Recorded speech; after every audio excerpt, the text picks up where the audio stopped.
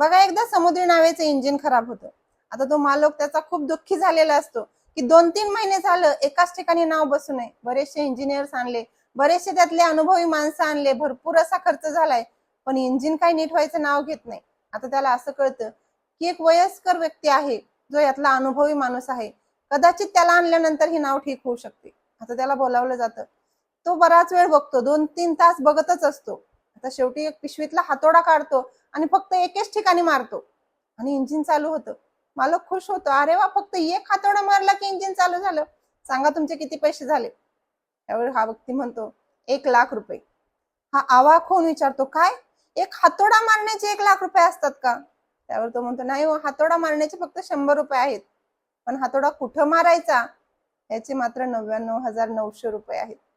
सांगण्याचा भाव एवढाच आहे की आपण काम करतो, आपण मेहनत भरपूर करतो, पण मेहनत कुठं करायची